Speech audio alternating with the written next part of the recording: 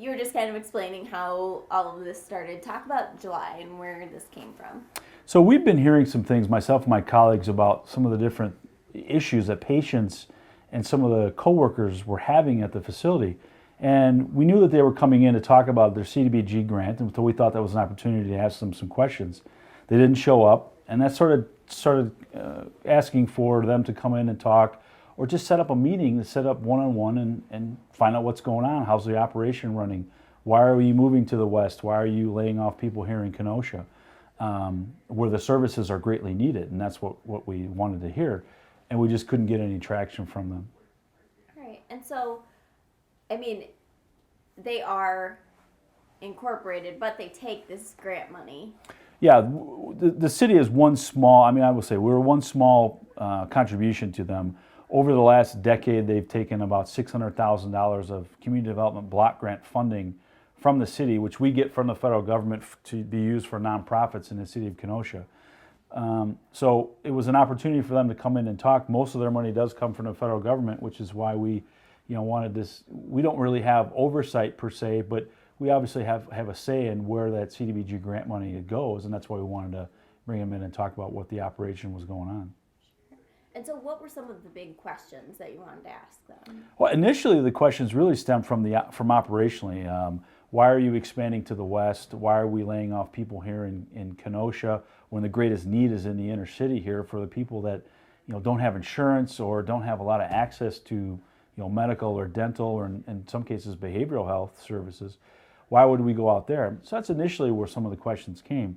And then as this story started to take on a life of its own, you started hearing from all of the people in Kenosha, many of them who have used those services, and just the horror stories were incredible about patients who were not taken care of, who had dental work and their mouths were just had all kinds of issues and they weren't able to get back in, that people were having trouble getting appointments to come back after they've had crowns that weren't installed correctly or cavities that weren't filled properly. And so it kind of evolved from sort of a simple thing of let's find out how the operation's running to, oh my gosh, there's really some horrible things that might be going on there. I don't know.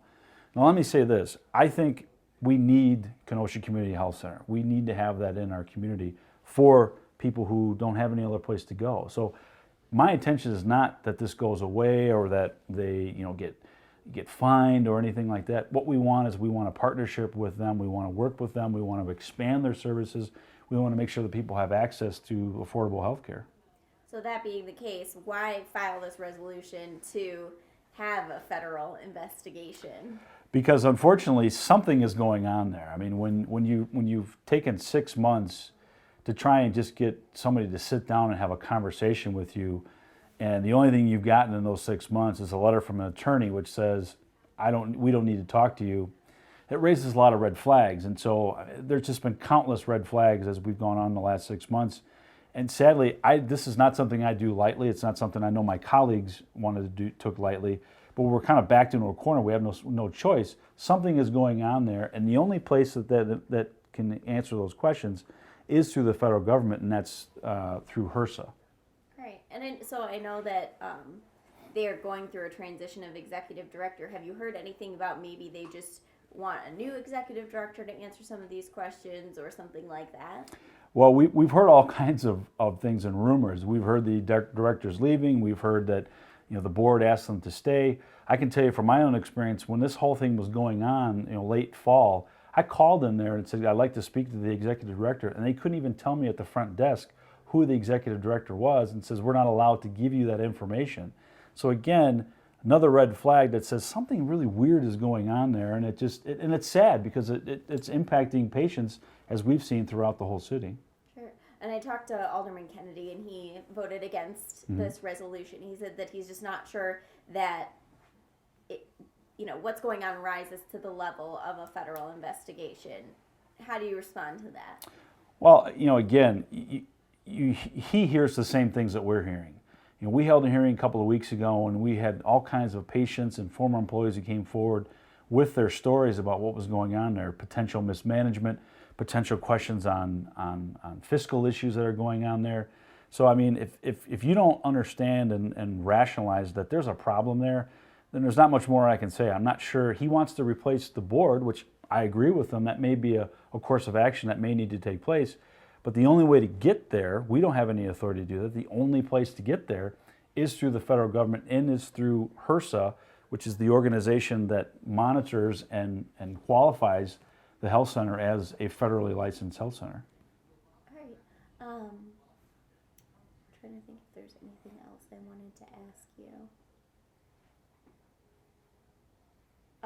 So they federal funding and some city federal funding, if I can phrase it like that. What other sources of funding do they have, to your knowledge?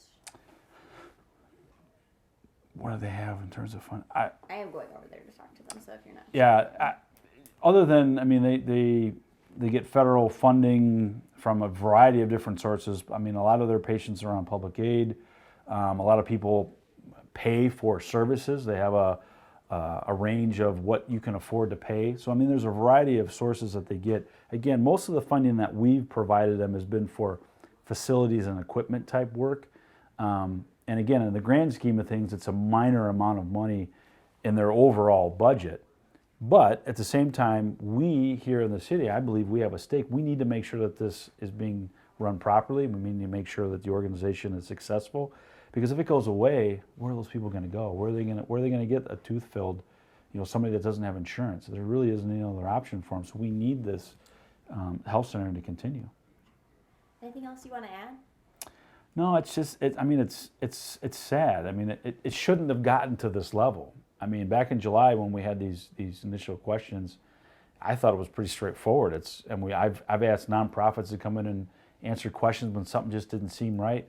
But for some reason, we just hit roadblock after roadblock after roadblock, you know, for over 6 months, and it shouldn't be like that. It should be a dialogue. These people live and work here in the city, and we should all be on the same page.